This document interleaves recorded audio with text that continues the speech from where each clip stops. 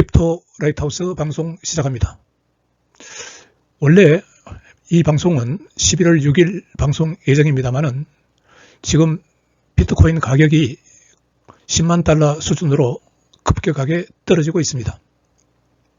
이런 시기에 비트코인의 기술적 바탕이 무엇인지 정확한 이해가 필요합니다.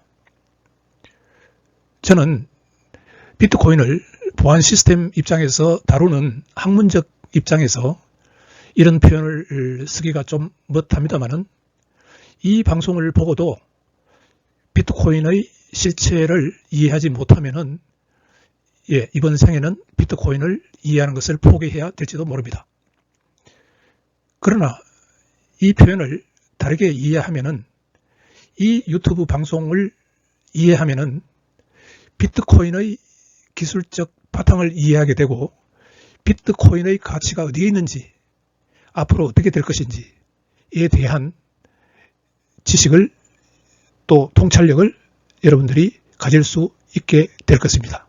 방송 시작합니다.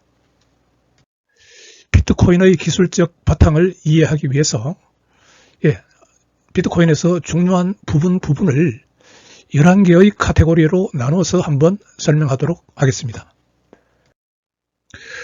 비트코인은 탈중앙화 시스템의 원조입니다. 2008년 10월 사토시 나카모토, 이 사람은 가명을 쓰는 사람이었습니다. 사토시 나카모토가 비트코인 화이트 페이퍼를 발표를 합니다. 그래서 이 화이트 페이퍼의 내용은 금융 위기에 대응해서 탈중앙화 시스템을 출현하는 그런 이야기입니다. 사실 첫 번째 그 비트코인 블록 장부요. 처음에 만들어진 블록을 우리가 제너시스 블록이라고 합니다. 첫 장부요. 이 블록에는 사실 이 이야기가 들어있습니다. 금융위기에 대응해서 만든다는 이 이야기가 여기에 들어있습니다. 자, 그러면은 처음으로 탈중앙화 시스템을 이 백서에서 발표를 했죠. 어떤 탈중앙화 시스템이냐 하면은 제3의 신뢰할 수 있는 기관 없이도 안전한 거래가 피어 투 피어 간에 가능하게 했다는 겁니다. 자, 이게 피어가 있고요. 여기에 피어가 있습니다. 원래 중앙화 시스템은 이 피어와 피어 사이에 이 제3의 신뢰할 수 있는 중개자 역할을 하는 금융 시스템이 있어야 돼요. 이 은행이죠, 은행. 쉽게 얘기하면. 은행이 있어야지만이 이 피어와 이 피어 간에 믿고 거래를 할 수 있습니다. 왜 그러냐 하니까 제3의 신뢰할 수 있는 기관이 중개자 역할을 해주기 때문입니다. 그런데 이제 금융위기가 발생하니까요. 이 제3의 기관이 신뢰할 수 없는 행동을 합니다. 그래서 이 피어와 피어들이 이 중앙기관을 믿을 수가 없어요. 그래서 이 중앙화된 금융 시스템의 불이익에 대한 해결책으로 탈중앙화 시스템을 제시를 한 겁니다. 이 비트코인 백서에 있어요. 그래서 비트코인 백서의 내용을 보면은 서버, 분산 서버, 이게 결국은 이게 나중에 가면 이게 풀로드라는 이름이 붙여집니다. 이게 풀로드요. 이 풀로드는 비트코인 블록체인을 저장하고 있는 노드입니다. 그 다음에 채굴로드. 이 채굴로드는 이 블록을 10분 단위로 블록을 이제 만들어 나가는데 이게 연결된 게 블록체인입니다. 이 블록을 생성하는 책임이 있는 노드가 채굴노드입니다. 그래서 이 분산 타임스탬프 서버, 그때는 이런 말을 했습니다. 근데 이게 그때는 일반 노드라고 불렀는데 이게 이제 풀노드고요. 풀노드에서는 거래 기록을 블록으로 보관하는 역할을 담당했습니다. 그러니까 이 블록체인 계속 만들어지는 이 블록요. 이 블록을 보관하는 역할을 담당을 하고 채굴로드는 새로운 거래를 기록한 블록을 생성하는 역할을 담당했습니다. 이 구간 동안에, 이게 10분이라고 하면은, 이 기간에 거래되었던 거래들, TX라고 합니다. 트랜잭션, 거래들을 이 블록 안에 여기에 수록하는 거죠. 기록하는 거죠. 이 역할은 이 채굴로드가 담당을 했습니다. 그래서 여기 그림에서 보면은 비트코인 네트워크는 이렇게 여러 개의 노드들로 이루어져 있습니다. 그 노드들은 채굴로드와 풀로드로 이루어져 있어서 서로 이 네트워크를 형성하고 있는데요. 이것이 우리가 소위 비트코인 네트워크라고 이야기합니다. 그러니까 제3의 신뢰할 수 있는 중개자 역할을 하는 것이 필요 없고 이 비트코인 네트워크가 그 역할을 해주는 겁니다. 그러니까 투명하고 안전하고 빠르고 처리 비용이 저렴한 거래가 가능한 것이죠. 그래서 비트코인의 탈중앙화 철학은 중앙화 기관 없이 안전하고 개인 간의 효율적인 거래를 가능케 합니다. 이 개인 간의 효율적인 거래를 가능하게 합니다. 그래서 사용자 간의 직접적인 거래를 촉진하여 중개자의 역할을 배제하는 것이죠. 그래서 결론적으로 이야기하면 비트코인의 탄생은 중앙화된 금융 시스템에 대한 대안으로서 탈중앙화 시스템이 처음으로 세상에 소개되게 된 것입니다. 비트코인이 탈중앙화 시스템의 원조라는 사실을 한번 요약해 봅시다. 이 비트코인 네트워크는요, 채굴로드들이 포함되어 있습니다.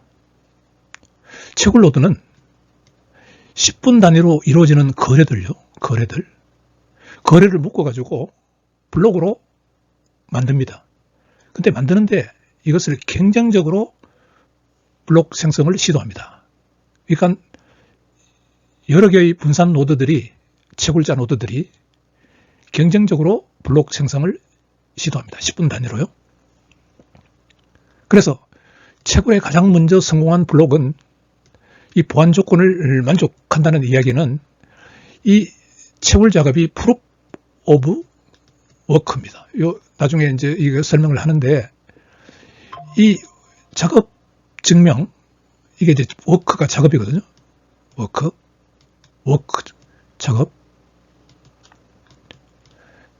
증명을 함으로써 비트코인 보안이 달성이 됩니다. 그래서 이 보안이 달성된 블록을 가장 먼저 만드는 채굴로드는 채굴에 성공했고 그것을 모든 풀로드로 전파해 줍니다. 그러면 모든 풀로드는 여기 포함되어 있는 모든 풀로드는 이 채굴로드가 보안 조건을 만족하게 블록을 만들었는지 못 만들었는지를 검증을 합니다. 그게 검증입니다. 풀로드에 의해서 검증됩니다. 그래서 이 비트코인을 이해하기 위해서는 이중분산 시스템이라는 이 말뜻을 이해를 해야 됩니다. 이중은 장부 작성, 채굴요, 블록 생성, 그 다음에 생성된 장부의 보관, 블록체인 보관요, 이 기능을 분리해서 담당하고 있다는 겁니다. 채굴로드는 장부 작성을 담당하고요, 풀로드는 장부 보관을 책임지는 이중 분산 시스템 구조입니다. 채굴로드도 분산되어 있고 풀로드도 분산되어 있지만은 그 역할이 다른 것이죠. 그래서 사토시 나카모토는 신뢰의 제3자 없는 거래의 가능성을 제시했다는 겁니다. 이것처럼 중앙화 시스템이 개인 간의 거래를 위해서 제3의 신뢰할 수 있는 중개자 역할을 해줘야지만이 가능했던 그 거래가 이렇게 비트코인 네트워크를 통해서 제3자의 도움 없이 안전한 거래가 가능하게 되었다는 것입니다. 그래서 이것을 무신뢰성이라는 이야기를 사용합니다. 여기 있어요. 무신뢰성이라는 말을 사용합니다. 무신뢰성은 신뢰성이 없다는 뜻이 아니고요. 중개인이 필요 없다는 뜻입니다. 예. 그래서 무신뢰성의 의미, 제3자를 통한 신뢰 보증이 없어도 이 중앙화 은행 같은 이 중앙 기관이 없어도 우리가 믿을 수 있다는 겁니다. 신뢰할 수 있다는 뜻입니다. 이것을 신뢰할 수 있다는 뜻입니다. 그것을 무신뢰성이라고 이야기를 합니다. 그래서 탈중앙화 시스템의 근간이 되는 것은 무신뢰성입니다. 무신뢰성은 다시 한번 이야기하지만 신뢰할 수가 없다는 뜻이 아니고 이 중앙화 기관 없이도 신뢰할 수 있게 탈중앙화 시스템이 그 역할을 대신 해준다는 뜻입니다. 예, 중요하기 때문에 비트코인 채굴노드와 풀노드를 다시 한번 정리해 봅시다. 채굴노드요. 마이닝 노드입니다. 채굴자라고 하기도 하고 채굴노드입니다. 역할은 10분 단위로 거래를 모아서 새로운 블록을 생성합니다. 이 블록 생성 과정은 문제풀이 경쟁인데 그것이 프루프 오브 워크, 작업 증명 방식에 의해서 어떤 블록의 목표 해시값을 찾는 과정입니다. 가장 먼저 목표 해시값을 찾은 채굴노드가 블록 생성에 성공한 노드가 됩니다. 그래서 블록 생성에 성공한 노드는 경쟁에서 승리했기 때문에 보상이 주어집니다. 그걸 우리가 블록 보상이라고 하는데요. 새로운 블록을 성공적으로 생성하면은 그 블록을 생성한 채굴자는 일정량의 비트코인을 보상으로 받습니다. 이것이 비트코인이 새로 발행한 비트코인입니다. 또 이 블록에는 생성된 블록에는 거래들이 이제 포함되게 되는데요. 그 거래들은 수수료를 지불하게 되어 있습니다. 거래 수수료를. 이 거래들이 지불한 수수료도 함께 성공한 채굴노드에게 보상으로 주어집니다. 그래서 이 블록 보상과 거래 수수료는 오직 블록을 성공적으로 생성한 블록 생성 경쟁에서 승리한 노드에게만 주어집니다. 비트코인의 발행과의 관계를 알아봅시다. 비트코인은 중앙 발행 기간 없이 채굴을 통해서 발행됩니다. 그러니까 블록 생성이 곧 비트코인 발행입니다. 2008년에는 블록 하나를 생성하면은 채굴자에게 50 비트코인이 보상으로 주어졌습니다. 이게 4년마다 반감기를 두는데요. 4년 후에는 25 BTC가 보상으로 주어졌습니다. 예, 이렇게 반감기를 거치면서 아마 이게 그전 데이터 같은데요. 현재는 3.125 BTC가 주어집니다. 이렇게 해서 총 발행량은 자꾸 이제 그 반감기를 거치면서 나중에 가면은 이제 비트코인 채굴해도 더 이상 그 보상이 없습니다. 그게 한 2040년 정도 될 것 같은데요. 그때까지 총 발행량이 2100만 BTC로 제한되어 있습니다. 그 다음에 풀노드는요. 풀노드는 블록체인 전체 데이터를 저장합니다.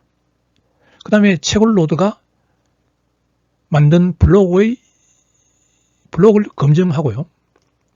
예, 모든 거래도 유효성을 검증합니다. 그러니까 거래가 TX 거래가 처음에 이제 그 블록체인 네트워크 그리고 이게 모든 거래는 전파됩니다. 방송이 됩니다. 거래가요. 거래가 누가 누구에게 몇 비트코인을 보낸다는 거래가 전파됩니다. 그러면은 여기에는 그 채굴노드도 있고요. 풀노드도 있습니다. 그렇지만 이 모든 풀노드들도 이 거래가 정상적인 거래로 서명되어 있는지를 거래 유효성을 검증합니다. 그래서 이 풀노드는 그 블록체인을 저장하고 이 거래들이 전파되어 오면은 거래 유효성을 체크하기 때문에 그 비트코인 네트워크의 신뢰성과 보안을 유지하는 핵심 역할을 합니다. 그렇지만 풀노드에는 직접적인 보상이 없습니다. 채굴노드는 보상이 주어졌죠. 근데 풀노드는 보상이 없습니다. 그래서 풀노드는 비트코인에 투자를 해서 수익을 내는 그 비트코인 투자자들이 편의에 의해서 이 풀노드를 운영을 하는 그런 상태에 있습니다. 예, 비트코인에서 사용되는 보안 기술을 보겠습니다. 예, 깊이 있는 이야기는 못하고요. 핵심만 이야기하겠습니다.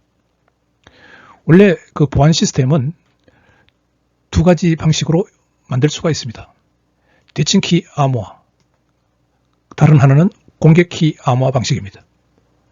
원래 과거에 스파르타 시대부터 2차 세계대전까지 이게 이제 독일에서 만든 그 2차 세계대전에서 독일이 이 지휘하기 위해서 암호화된 문장을 지휘를 보내기 위해서 개발한 그 암호화 기계인데요. 여기는 모두 다 이 대칭키 암호화 기술을 사용합니다. 근데 1976년부터 비대칭키, 소위 공개키 암호화 기술이 개발됐습니다. 이게 이제 수학을 가지고 하는 건데요. 정수론을 가지고 하는 방법인데, 이 공개키 암호화는 두 개의 키를 사용합니다. 하나는 공개키고요. 하나는 개인키입니다. 그래서 공개키와 개인키를 항상 짝으로 만들어서 사용합니다. 짝으로. 그러니까 만약에 어떤 메시지를 알리스의 공개키를 가지고 암호화를 해서 보냈다면 이 메시지는 알리스의 개인키가 있어야지만이 복호화를 할 수가 있습니다. 그래서 알리스 입장에서는 자기한테 오는 메시지를 암호화해서 보내라고 이 공개키를, 알리스의 공개키를 이거를 모든 사람에게 공개를 합니다. 그럼 모든 사람들은 바보는 알리스에게 문서를 보내려고 하면은 알리스의 공개된 공개키로 이것을 암호화를 해서 보내죠. 그러면은 이것을 복호할 수 있는 것은 알리스의 개인키밖에 없기 때문에 이 알리스의 개인키는 알리스만이 갖고 있습니다. 그러니까 이 암호화된 그 메시지 전송이 가능한 것이죠. 이게 공개키 암호화 기술입니다. 그 다음에 또 비트코인에 사용하는 그 기술은 해시 함수입니다. 해시 함수는 어떤 특징이 있느냐 하면은 뭔가 그 데이터에 대해서 일정한 길이의 어떤 거의 그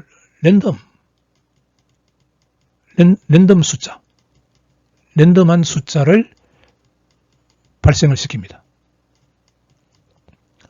근데 이게 데이터의 크기, 이게 뭐 사진이 되었든 뭐 동영상이 되었든 이게 뭐 짧은 문자가 되었든 똑같이 해시 함수를 통과시키면은 나오는 이 해시 값은 길이가 일정합니다. 길이가 일정하고 이 정보에 대해서 고유한 어떤 값이 만들어집니다. 예, 이게 이제 해시 함수인데 이것을 비트코인에서 채굴에 이용을 합니다. 그 다음에 이 공개키와 개인키, 이것을 어떻게 이용하는지 봅시다. 비트코인에서 먼저 비트코인 주소를 만드는 데 사용합니다. 개인이 공개키와 개인키를 만들죠. 만들고는 공개키는 두 개의 정수로 이루어집니다. 정수 X와 정수 Y로요. 이 값을 가지고 어떤 이런 해시 함수를 통과시키면은 이게 비트코인 주소가 만들어집니다. 이게 160비트인데요. 비트코인 주소가 만들어집니다.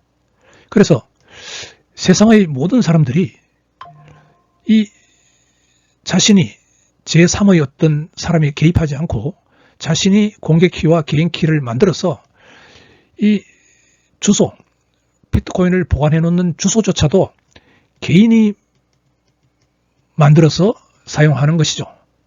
그런데 세상 사람들이 모두 개인이 만들어서 사용하면은 똑같은 주소가 만들어질 가능성이 없느냐, 그렇게 의문을 제기할 수도 있는데 이 160비트이기 때문에 그럴 가능성은 거의 없다고 보면 됩니다. 그래서 이 개인키와 공개키를 어떻게 이용하느냐 하면은 비트코인 거래는 우리가 트랜잭션이라고 하는데요. 트랜잭션은 이렇게 구조가 이렇게 이루어져 있습니다. 입력과 출력으로 이루어져 있습니다.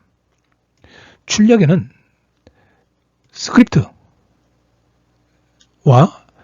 그 보관되어 있는 비트코인 양을 저장하고 있습니다.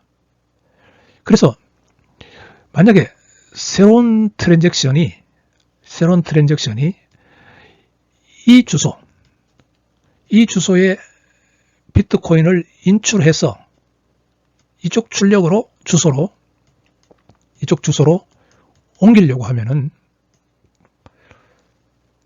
입력에 개인키에 의해서 서명을 여기 해야 됩니다. 이 개인키에 의해서 서명을 해야 되고, 그 다음에 공개키를 알려줘야 됩니다. 이 공개키를 알려줘야 됩니다. 그러면 공개키는 곧 뭐를 의미하느냐니까 이 비트코인 주소를 의미하거든요. 비트코인 주소.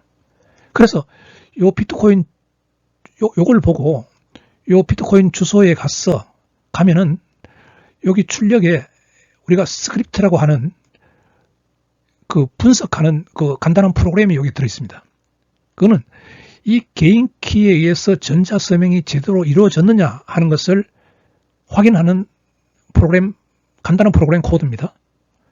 그래서 개인 키에 의해서 전자 서명이 이루어졌으면은 이 공개키 주소, 이 주소에 있는 자금을 옮겨가려고 하는 것을 허용을 하는 거죠. 인출을 허용을 하는 겁니다. 그래서 여기서 만들어진 공개키, 개인키가 이 트랜잭션 구조에서 이렇게 이용되고 있습니다. 비트코인의 거래는 트랜잭션을 의미합니다. 우리가 보통 이렇게 이야기를 합니다. 트랜잭션 구조를 봅시다. 기술적 변경, 이전 페이지 그림으로만 이야기해서 다시 한번 정리하면요. 공개키 암호화 시스템과 해시 함수입니다. 이 공개키 암호화 시스템은 1970년도 개발되었고요. 해시 함수도 마찬가지입니다. 해시 함수는 임의의 데이터를 고정 길이의 해시값으로 출력하는 알고리즘입니다. 그런데 이 공개키 암호화 시스템은 1970년대에 보안 기술로서 수학을 이용한 보안 기술로 발전합니다. 그래서 이 개인키와 공개키를 짝으로 만들어서 암호화에 사용하는 것입니다. 또 비트코인 주소도 공개키에서 해시 함수를 적용해서 비트코인 주소를 파생을 시킵니다. 그러니까 어떻게 보면은 비트코인 주소와 비트코인 공개키가 같은 것이죠. 그래서 그 이유는 공개키의 지문, 이게 메시지 다이제스트인데요. 해시 함수를 통과한 값, 그게 비트코인 주소가 됩니다. 그래서 비트코인 주소가 개인이 만들어서 사용하지만은 유일성이 보장되고 안전한 이유가 이 길이가 160비트이기 때문에 그렇습니다. 그래서 비트코인 주소는 2의 160개 승계의 주소가 가능합니다.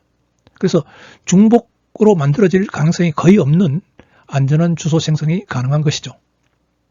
자, 이러한 바탕 위에서 비트코인 트랜잭션 구조가 나옵니다. 그래서 트랜잭션 구조요. 트랜잭션이 이제 비트코인 장부에 저장되는데, 단일 트랜잭션을 보면은요, 트랜잭션은 입력과 출력으로 구성됩니다. 입력과 출력으로 구성됩니다. 물론 하나의 트랜잭션이 입력이 여러 개가 있고 출력이 여러 개가 있을 수 있습니다. 수수료를 내는 것도 있고요. 그래서 이런 트랜잭션 같은 경우를 보면은 트랜잭션 1의 출력 5비트 코인을 갖고 오라는 이야기고요. 이 트랜잭션의 출력에서 이 입력은 5비트 코인을 4비트 코인을 갖고 오라는 뜻입니다.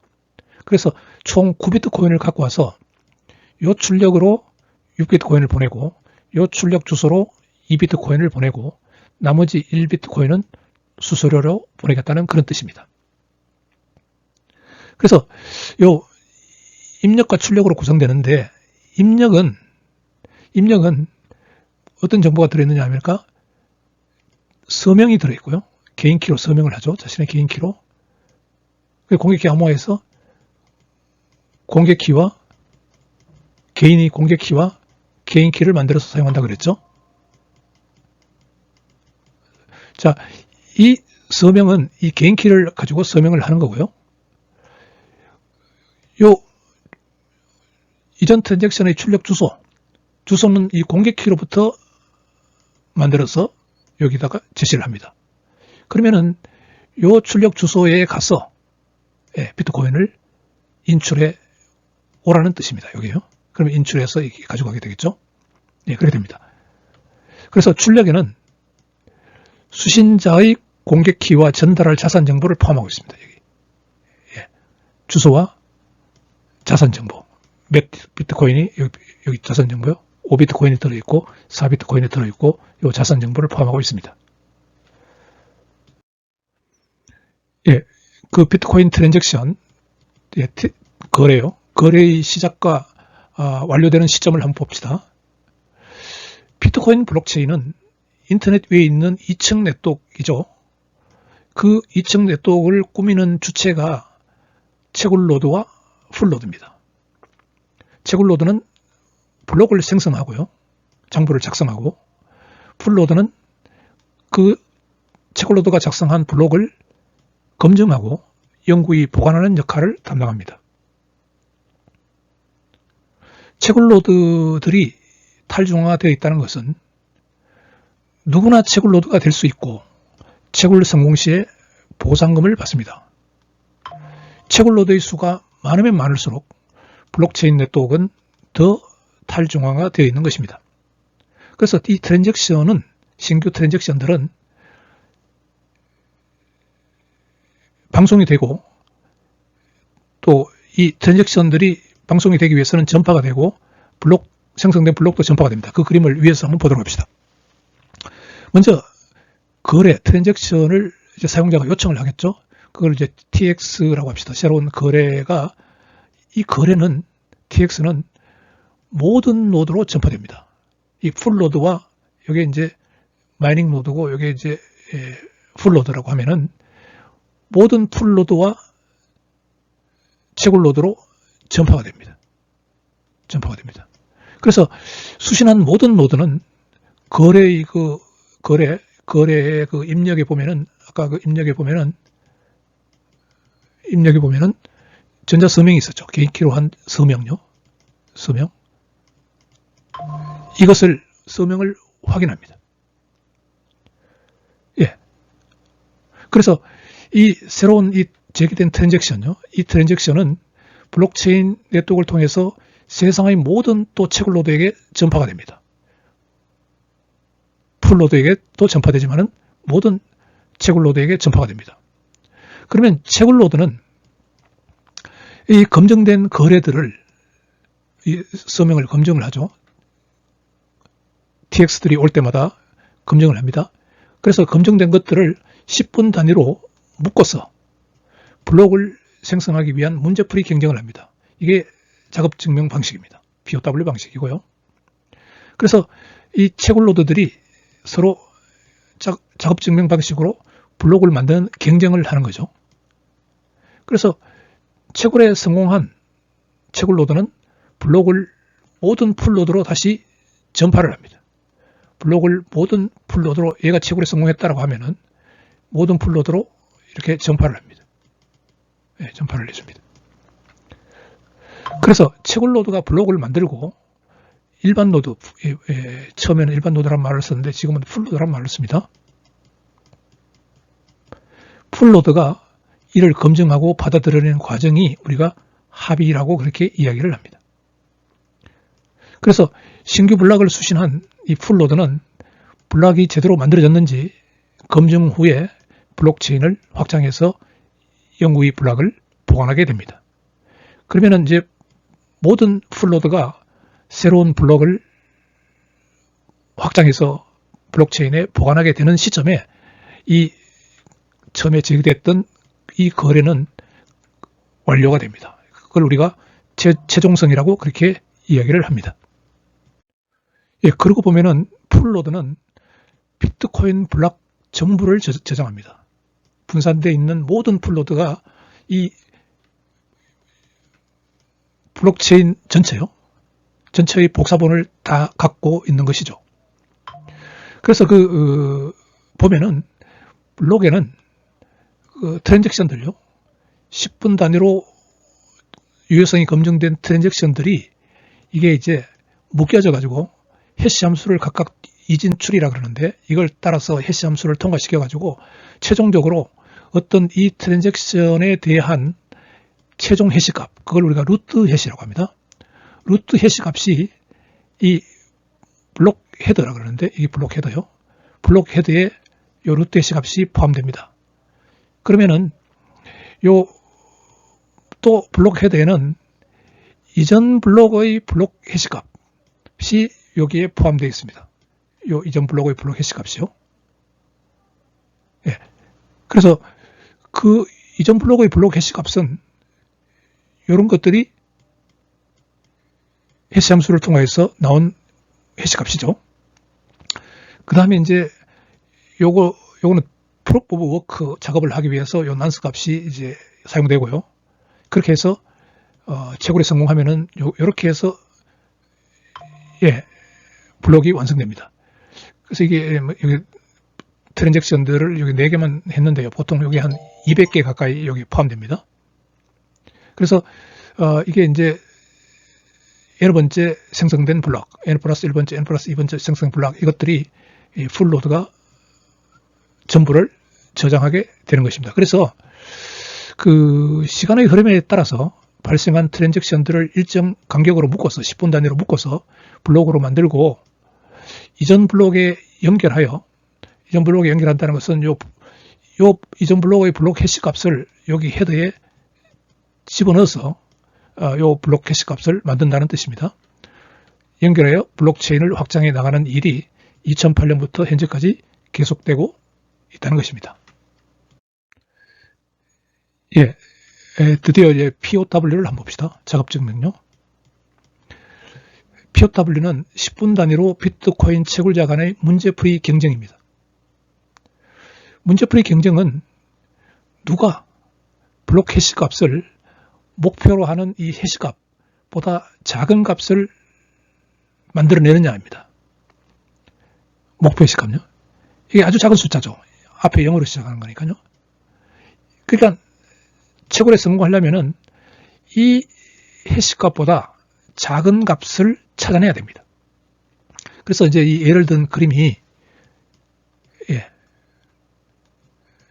요게 이제 n-1번째 블록이고 요게 n번째 블록이라고 합시다. 그러면은 요 n-1번째 블록에 블록 해시 값이 있을 겁니다. 자, 그런데 요 n-1번째 블록이 만들어지고 난 뒤에 사실은 여기에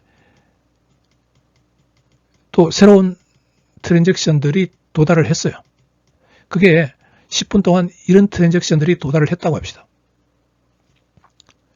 그러면은 채굴자들이 자, 이렇게 이런 새로 도달한 트랜잭션을 가지고 이걸 이제 해시 트리, 이진 트리를 통해서 요걸 루트 해시를 만들고요. 그 다음에 요 바로 전 블록 해시 값 요거를 갖고 오고요. 여기에 갖고 오고, 그 다음에 이제 난스 값은 1부터 시작해서 쭉 증가시키면서 채굴 작업을 시작을 합니다. 그래서 요 난스 값이 처음에 1, 부터 시작해서 요거를 이제 해시 함수를 통과시켜서 해시 값을 만들어 봐요.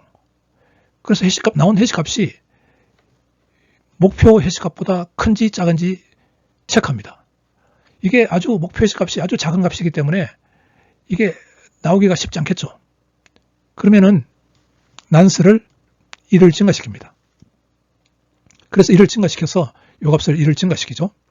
또 한번 해시 함수를 통과시켜보고 또 목표 해시 값이 안 나왔으면, 이것보다 작은 값이 안 나왔으면 계속 이 작업을 반복합니다.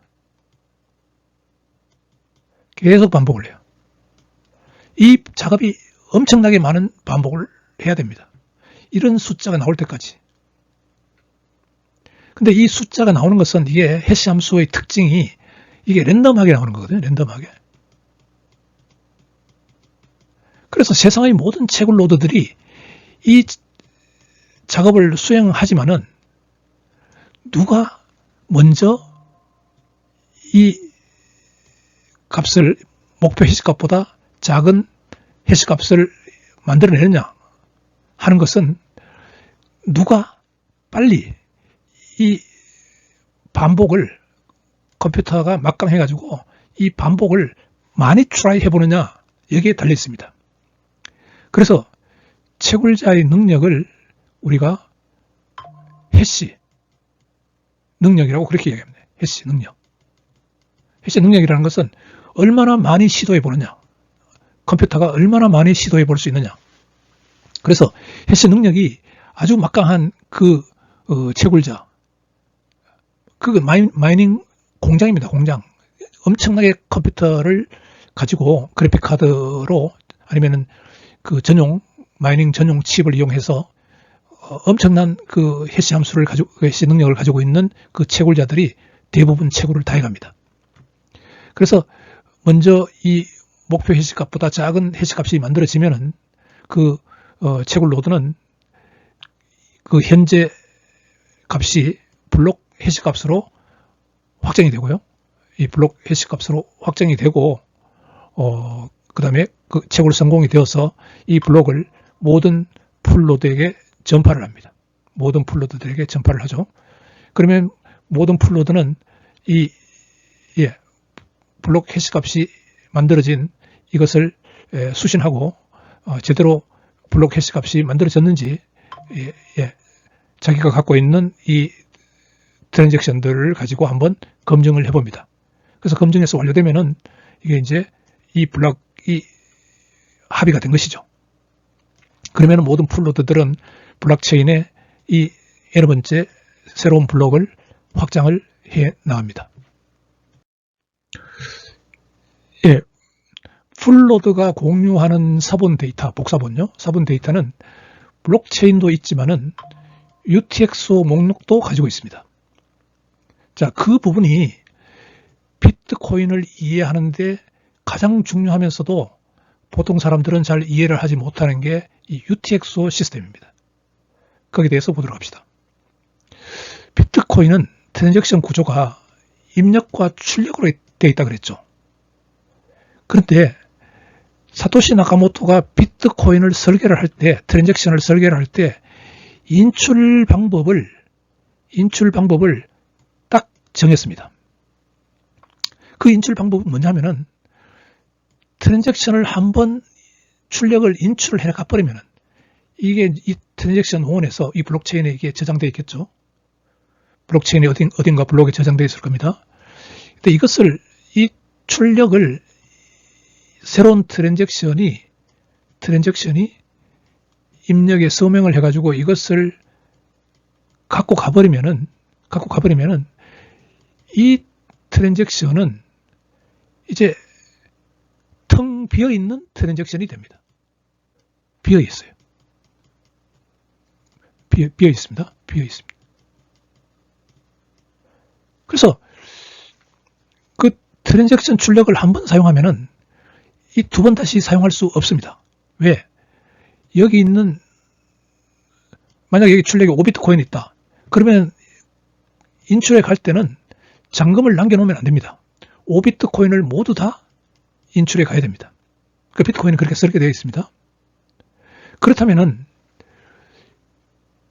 비트코인 풀노드는 블록체인도 갖고 있지만은, 자, 이런 이미 인출해 가버린 출력은 그냥 역사적으로만 참고하기 위해서 있는 것이기 때문에 요거는 필요가 없죠. 새로운 아직 인출해 가지 않는 출력, 미사용 출력, 이런 것들요. 요것도 인출해 가버렸기 때문에 이미 사용됐습니다. 이것도 사용됐고, 이것도 사용됐고요. 지금 현재 미사용 출력은 요거밖에 없습니다. 요거.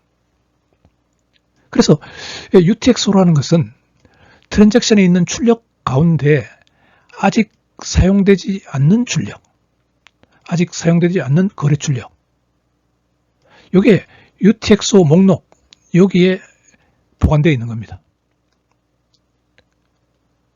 그 블록체인에 있는 모든 아직 사용되지 않는 출력만 뽑아서 그 UTXO 목록에 저장하고 있습니다.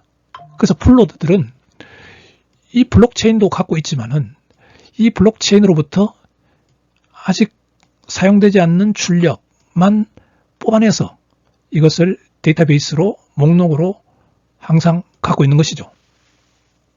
그래서 이 풀노드들은 새로운 트랜잭션이 도달하면은요, 그 입력이 참조하는 게 이 UTXO 목록에 있는지 없는지 여기만 체크해 보면 됩니다. 이전 출력이 사용되었는지 안 했는지를 확인만 하면 됩니다. 그래서 모든 풀노드는 블록체인과 함께 이 UTXO 목록을 보유하고 있어서요, 이중 결제 문제를 신속히 해결합니다. 그러니까 이게 인터넷이 전 세계적이기 때문에 만약에 이 출력을 거의 동시에 한국에서 인출해 가려고 하고, 만약에 미국에서 이것을 거의 동시에 인출해 가려고 하더라도 이 UTXO 목록을 체크하기 때문에 이중 결제 문제가 일어날 수가 없게 되는 겁니다. 그래서 신규 거래의 유효성을 즉각 확인이 가능합니다. 이 UTXO 목록 덕분에요. 그래서 풀노드는 블록체인에서 아직 사용되지 않는 출력만 뽑아가지고 목록을 보관하고 있습니다. 사본 데이터로 UTXO 목록을 보관하고 있습니다. 그래서 풀노드가 보관하고 있는 그 UTXO 목록은, 우리가 풀노드가 블록체인만 보관하면 되었지 왜 또 UTXO 목록을 보관하고 있느냐, 그렇게 생각할 수 있는데, 그것은 UTXO 목록이 아직 사용되지 않는 출력 목록을 블록체인으로부터 가지고 있기 때문에, 항상 가지고 있기 때문에 빠른 이중 결제 체크가 가능합니다. 거래 유효성을 빠르고 신속하게 확인할 수 있는 거죠.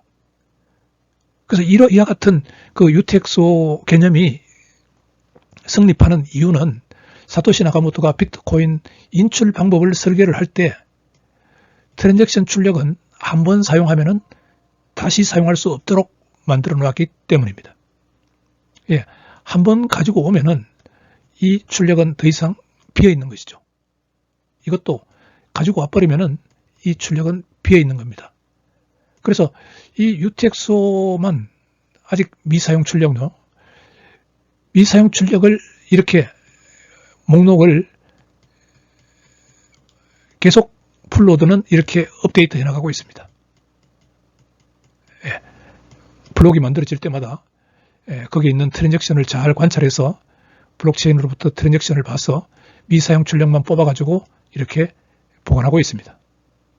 그래서 풀노드는 10분 단위로 이 블록체인도 보관하고 있고, 10분 단위로 이 미사용 출력, 이것도 이렇게 계속 업데이트 10분 단위로 해 나가고 있습니다. 10분 단위로 미사용 출력을 업데이트 해 나가고 있습니다. 그것은 UTXO 목록을 통해서 이중 결제, 거래 유효성을 빠르고 신속하게 확인하기 위해서 그렇게 하고 있는 것입니다. 정리하겠습니다. 비트코인 블록체인 네트워크는 채굴자들이 분산되어 있습니다. 이중 분산 구조라고 했죠.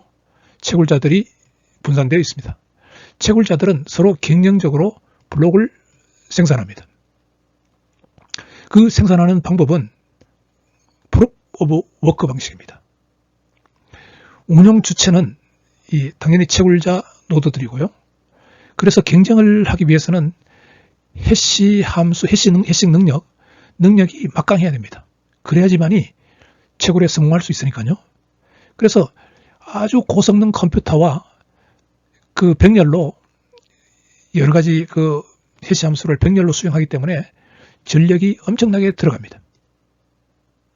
그래서 채굴에 성공하면은 블록 생성에 승리한 채굴 노드에게는 BTC를 보상으로 해주고요. 그래서 이게 경쟁이기 때문에 채굴 경쟁입니다. 에너지 소비가 엄청납니다. 자, 탈중앙화 수준은 높은 편이지만 채굴 노드가 분산되어 있습니다. 그러나 이게 경쟁에서 채굴에 성공하기 위해서는 이 대형화되어야 됩니다. 대형. 고성능 컴퓨터, 엄청난 성능을 가져야 됩니다. 그래서 지금 이 채굴자들을 보면은요, 마이닝 캐패시티, 그런데 채굴 능력이 이 미국에 있는 파운드리 USA가 전 세계의 그 해싱 파워라 그러는데 채굴 능력의 거의 30%를 가지고 있습니다. 거의 비트코인 채굴 세개 중에 한 개는 파운드리 USA가 한다고 보면 됩니다. 안트폴이 25%가 24%요. 다른 또 뭐 있고 에프도풀이 11% 채굴 능력을 가지고 있습니다.